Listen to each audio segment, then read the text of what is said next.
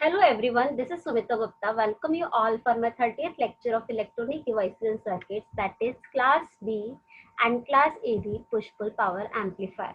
So today we will learn first of all Class B Push-Pull Amplifier, then we will do the analysis. After that we will see the Class AB Power Amplifier.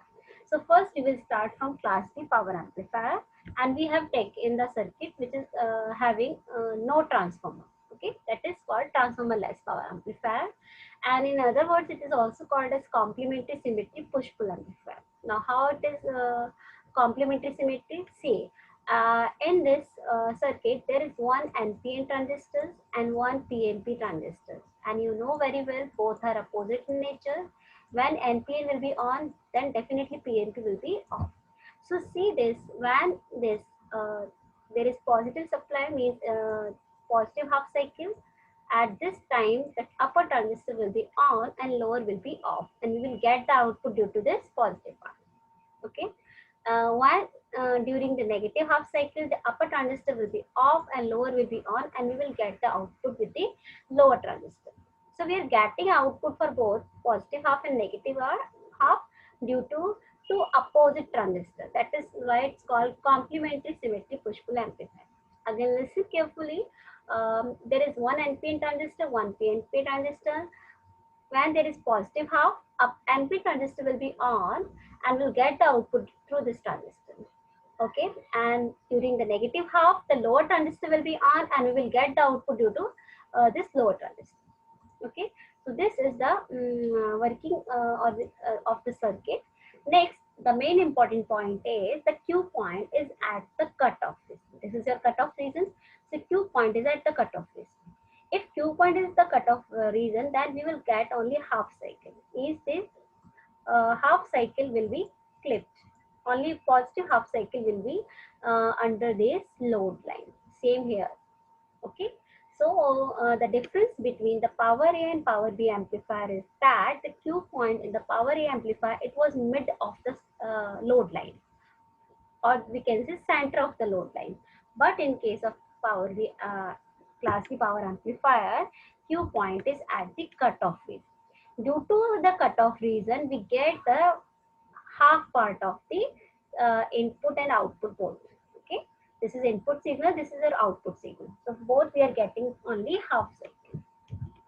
Okay, now we will do the analysis of class B power amplifier. If you have watched my previous video, then analysis steps are same. Analysis steps is, first of all we have to find out the Q point, then DC power, AC power, efficiency and dissipation. So Q point, what will the Q point in this case? BCC comma 0. Now why it is BCC? See in this figure.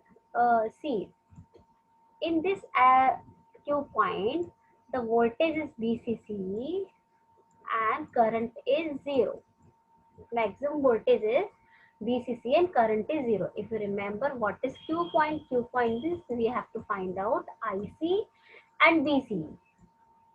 Q point means we have to find out quiescent current and quiescent voltage. So what is quiescent voltage? Quiescent voltage is BCC and quiescent current is 0. So Q point for class B power amplifier is BCC comma 0. Okay, that is your step number 1. Now step number 2, DC power. The DC power expression is also same for both or for all class power amplifier, that is BCC into IDC. Means for DC power there is no AC, only DC power supply is there. Okay, so DC power is DC voltage VCC into DC current. DC current, or we can say average current. Average current will be 2 by pi I of P, means peak current. In some books it can be like this, 2 by pi I of amp. Okay, so don't be confused. I of amp, or you can say right I of P, peak current. Okay, this I have taken from the reference book for Polystep. Okay, so DC power is BCC into IDC. To put the value of IDC here, so DC power is 2 BCC IP upon pi. Next step is we have to calculate the AC power. AC power is B square RMS value of load voltage and load current, load resistance. Okay. If you put the value of load voltage peak to peak value, then it will be VL square upon 8 RL. Okay, or we can say VL square peak upon 2 RL, not peak. This is peak to peak. This is only peak value. Okay, or you can understand, if you not understand by this, you can understand by this expression V P equals to V into I. Okay, and for peak value it is VI upon 2, and for peak to peak V is also V by 2, I is also I by 2. So B by 2, I by 2 upon 2. So in short, it will be BI by 8.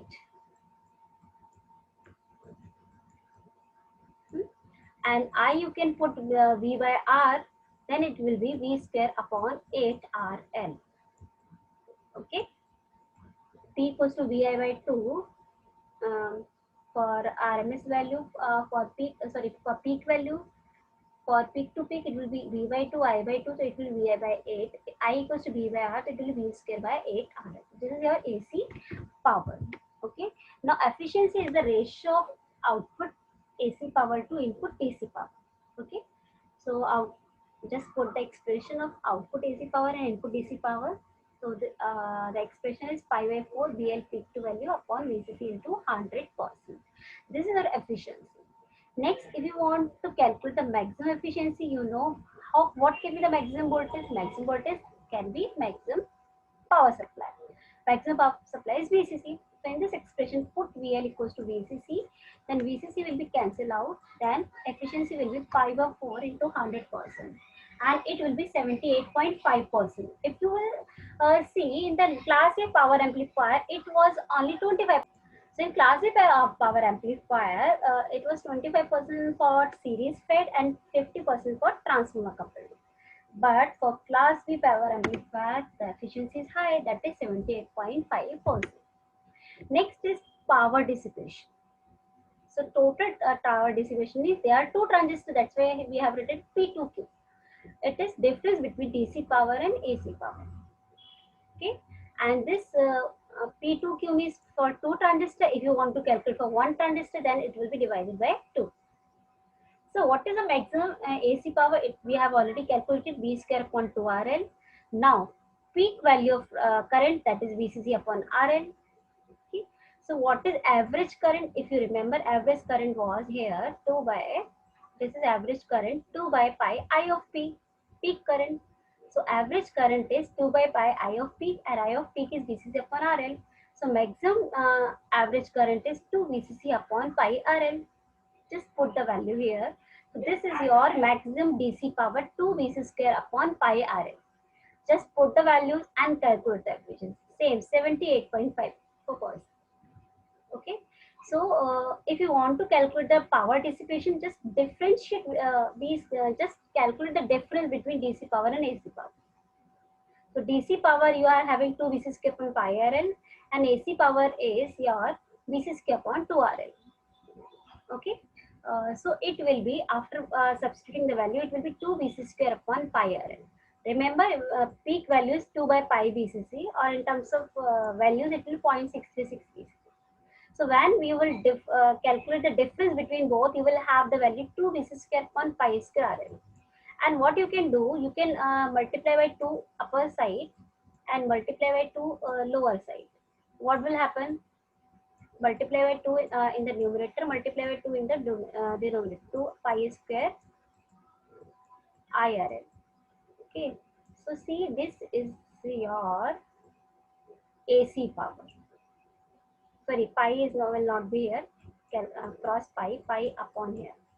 So it will be 4 by pi square into AC power. 4 by pi square into P of AC. So maximum power dissipation is the 4 by pi square into AC power. Okay, maximum power dissipation will be 4 by pi square into AC power. Now we will solve one numerical for a class A power amplifier. There is 20 volt peak signal to 16 ohm load and a power supply 30 volt. Then you have to calculate input power, output power, and the efficiency. Okay. Now, first of all, what you have to calculate the input power means DC power, and DC power is BCC into IDC. So BCC is given in the numerical, that is 30 volt. Now IDC, For ITC, the expression is 2 by pi into I of R, or peak value. Okay, and peak value of current is V, load voltage divided by load resistance. So load voltage is given 20 volt, load resistance given 16 ohm.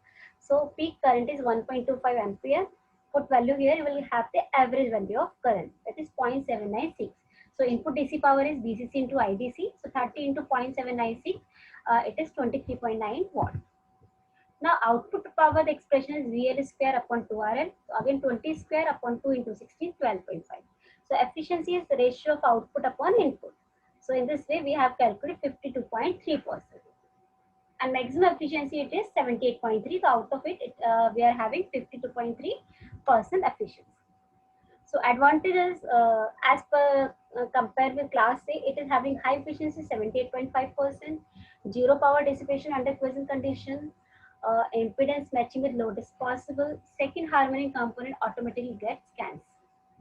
Disadvantage is crossover distortion is present in the output and efficiency is not 100%. Now what is crossover distortion? I'll explain. See, in the diagram, we have used one NP and one PNP. But if you remember, there is some cut-in voltage for silicon. It is for silicon and germanium 0.2 and 0.7. So as per this, you will not get output starting from 0. You will get after cut-in voltage. You will get after cut-in voltage. Means after 0.7 volt or 0.6 volt, we'll get the output. So this differences means when one transistor is off and another will on after some time. So this is called crossover distortion. This is called, means both transistors are off. Both transistors are off. Q1 is also off, Q2. This output is due to Q1, this is due to Q2, but in this between region, there is no transistor on. That condition is called crossover distortion. So in class D push pull power amplifier, there is a crossover distortion. But how to remove that distortion?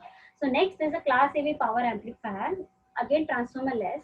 So if we'll connect resistance and diode, then it will become class AB push pull power amplifier. Again listen, in class B power amplifier, the circuit is same.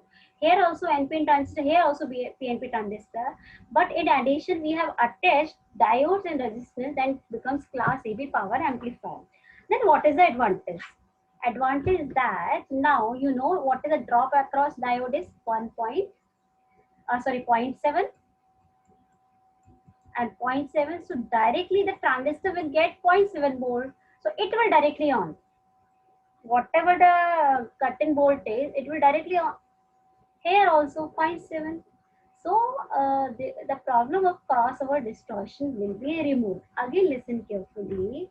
In ideal case, if this is your input, then transistor will on after some time. Okay, after 0.7 volt, and we will get output only here, not here. But directly we are applying 0.7 volt here. So directly transistor will on, so we'll get a waveform directly. Understood? If we are applying this waveform, then it will take some time. After that time, cut-in voltage will start. But since diode is connected here, so it is developing directly 0.7 volt starting voltage for the transistor. So crossover distortion problem will be solved due to diodes. Okay. Now, due to diodes, what will happen? The Q point will be shifted little bit in the upper side.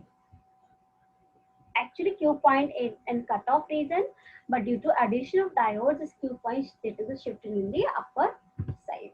Okay. So, what is the advantage? Advantage is by adding some small bias voltage, diode and resistor, the crossover problem is removed. Okay. And that is the biggest problem in the class B power amplifier. Okay. So in short, we can say the class AB amplifier is a good compromise between the class A and class B power amplifier in terms of efficiency. Okay, because efficiency is up to 78.5%. Now disadvantage is that we have to use two diodes.